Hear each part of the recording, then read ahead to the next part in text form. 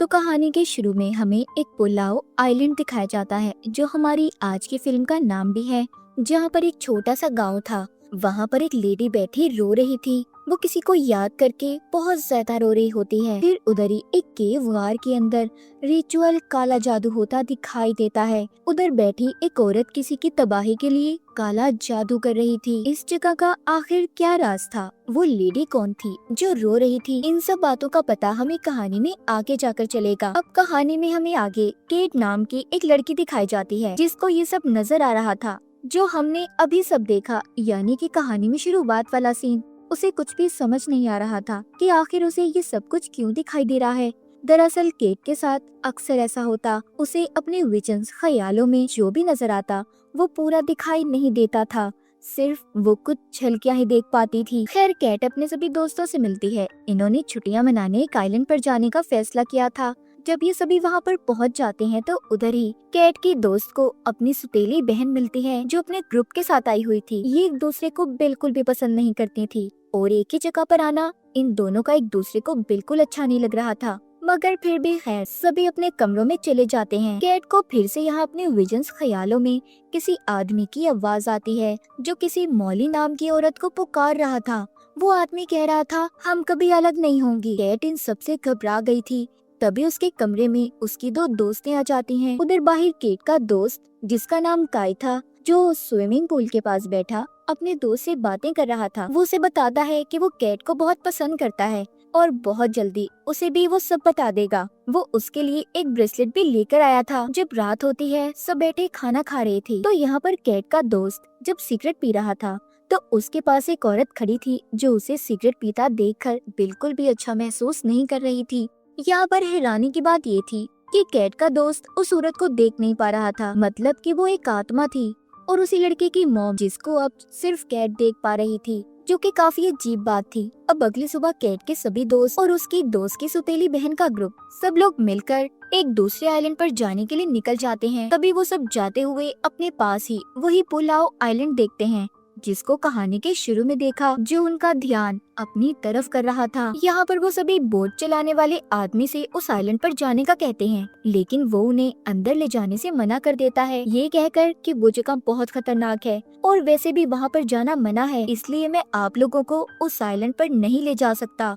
तभी काई उसे यहाँ पर ज्यादा पैसे देने की लालच भी देता है, मगर वो बोट चलाने वाला आदमी फिर भी नहीं मानता। वो तो उस आइलैंड का नाम सुनकर डर सा गया था। खैर ये सभी समंदर के बीच ही रुककर पानी में तैरने लगते हैं।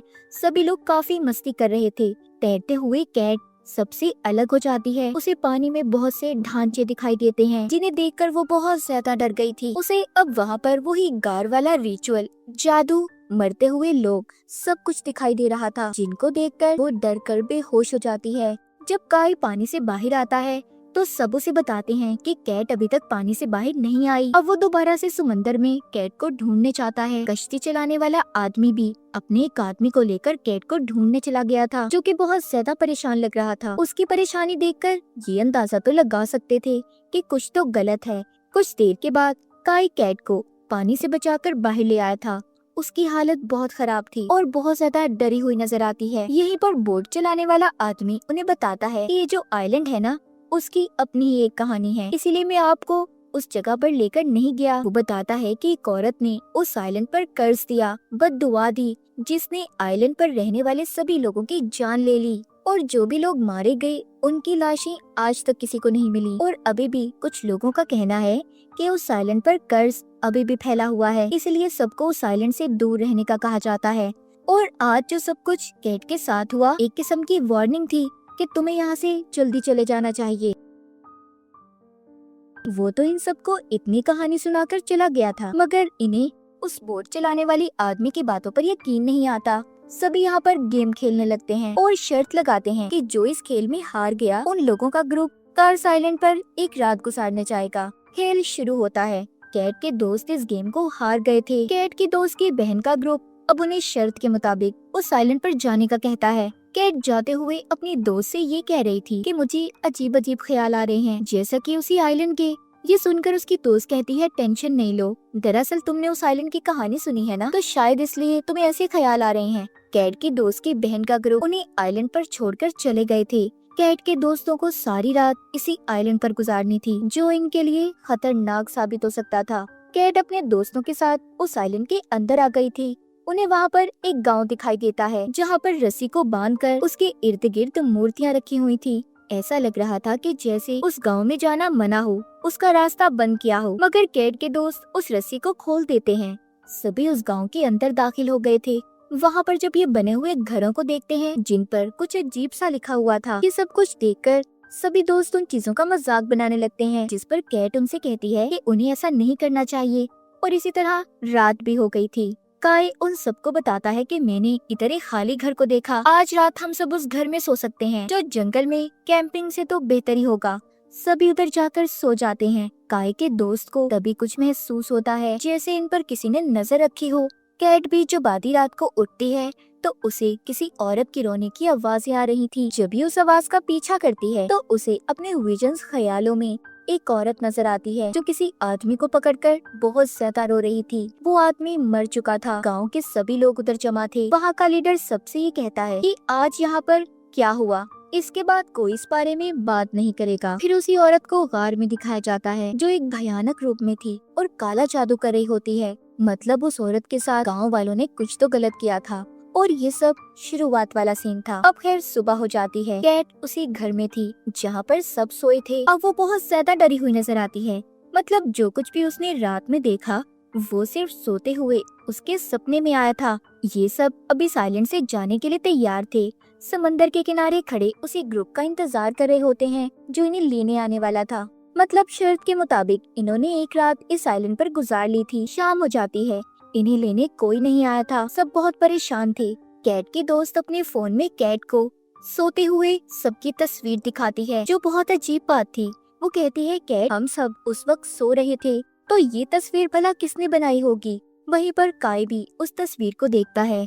कैट अपनी दोस्त को मना करती है कि तुम इस तस्वीर को अभी किसी को नहीं दिखाओगी, और ऐसे तस्वीर को देखकर डर जाएंगे। उधर दूसरे आइलैंड पर कैट की दोस्त की बहन का ग्रुप आपस में सभी हंस रहे थे। बातें कर रहे होते हैं कि हमने कैट और उसके दोस्तों को अच्छा उल्लू बनाया। ये बात बोट चलाने वाला आदमी भी सुन लेता है। वो इनसे पूछता है कि आखिर तुमने उन्हें छोड़ा कहाँ था? तुम ऐसे इतनी बड़ी बेवकूफी कैसे कर सकते हो? वो जल्दी से कैट को फोन भी करता है, मगर किसी का भी फोन नहीं लग रहा था। अब वो उनके लिए एक वॉइस मैसेज छोड़ता है कि अगर तुम लोग उस आइलैंड पर हो तो वहाँ एक गाँव है, उधर मत जाना। वो जगह खतरनाक है, क्योंकि वहाँ पर एक औरत ने काला जादू किया हुआ है और वो उसी जगह पर मौजूद है। लेकिन वो आदमी इस बात को नहीं जानता था कि अब तक बहुत देर हो चुकी है। कैट और उसके दोस्त तो पहले ही उस गांव में जा चुके थे। अब उधर ही पुलाव आइलैंड पर कैट और उसके दोस्त उसी घर में रात गुजारने का दोबारा सोचते हैं, जहाँ पर वो पहले रुके थे। जब सब सो गए थे, कैट के दो दोस्त बाहर आकर घूमने लगते हैं। तभी वो गार्ड, जहाँ पर पहले हमने एक औरत को काला जादू करते देखा था, वो औरत जाग गई थी। दरअसल वो पूरे 20 साल बाद जागी थी। ये कह लें कि वो उस काले जादू के बाद एक विच चुड़ैल में बदल गई थी। जब भी कोई साइलेंट पर आता वो जाग जाती, फिर कोई भी इंसान जिंदा बचकर नहीं जा सकता था। अब वो विच कैट के दोस्त को खींचकर अपने साथ ले जाती है। उधर कैट जब सो रही थी तो डर कर जागती है, क्योंकि उसने अपने सपने में गांव वालों की मौत को देखा था। काय उससे पूछता है कि तुम इतना क्यों डर रही हो? वो बताती है, मुझे लगता है कि यहाँ पर हमें जानबूझकर बुलाया गया है। तभी यहाँ पर कैट की दोस्त आती है। वो बहुत डरी हुई थी और रो रही थी, जो इन सबको बताती है कि हमारे दोस्त को कोई खींच कर ले गया। अब सभी उस जगह पर अपने दोस्त को ढूंढने लगते हैं, मगर उन्हें वहाँ पर कोई भी नहीं मिलता। दोबारा से सब अपने ठिकाने पर आ गए थे। दरअसल जो दोस्त इनका गायब हुआ था, विच डाइन जिसे खींचकर अपने साथ ले गई थी, वो काय का भाई था। वो अब इन सब की वजह से बहुत ज्यादा परेशान होता है। उधर गार में विच चुड़ैल काय के भाई का खून पीकर खुद को ताकतवर कर रही थी। अब जब सुबह होती है तो काय सबको अपने भाई को अलग अलग होकर ढूंढने का कहता है। सभी उसे ढूंढने निकल गए थे, सिवाय एक दोस्त के। वो उसे उसी घर में रहने का कहते हैं कि अगर काय का भाई वापस आए तो वो उन्हें बता सके। बहुत मेहनत के बाद भी वो उन्हें कहीं नहीं मिलता भी तो कैसे? विच ने उसे मार दिया था। जब कैट और उसके सभी दोस्त वापस घर पर आते हैं तो देखते हैं उस घर में भी खून पड़ा था। मतलब वो विच इनके उस दोस्त को भी अपने साथ ले गई थी, जिसे ये छोड़ कर गए थे। सब बहुत ज्यादा डर जाते हैं। काई सबको वापस से बीच समंदर के किनारे जाने का कहता है कि शायद क्या पता इन्हें कोई लेने आ जाए। उधर पहुंचकर अब ये उसी बोट चलाने वाले आदमी के मैसेज को सुनते हैं, जिसमें उसने वही सारी कहानी बताई थी। इन्हें गांव से दूर रहने का कहा था। दरअसल उधर वो औरत जो हमने कहानी के शुरू में काला जादू करते देखी, वो उसके बाद बिच चुड़ैल बन गई और उसने सभी गांव वालों को खत्म कर दिया। गांव वालों ने उसे बहुत मारने की कोशिश की, मगर उसे मारना इतना आसान नहीं था। तभी वहाँ पर एक प्रीस्ट ने आकर रिचुअल किया। उसने गांव को रस्सी से सील कर दिया ताकि वो विच उधर ही कैद रहे। मगर कैट के दोस्तों ने अपनी बेवकूफी की वजह से उस रस्सी को काटकर विच को आजाद कर दिया था। अब ये सभी दूर खड़े कश्ती चलाने वाले आदमी और अपने दोस्तों को देखते हैं जो इन्हें लेने आ रहे थे। मगर ये क्या, देखते ही देखते उनकी बोट कश्ती में धमाका हो जाता है और सब के सब मर गए थे। समंदर के किनारे कैट सबसे कहती है, विच हमें इतनी आसानी से नहीं जाने देगी।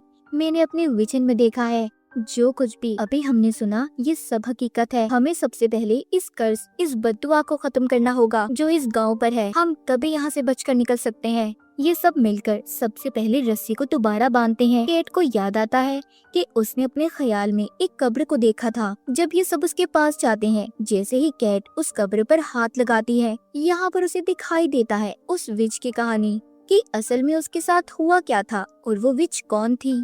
केट को पता चलता है कि वो शुरू से ही विच नहीं थी। इसका असल नाम मॉली था, जो हमने कहानी के शुरू में भी सुना।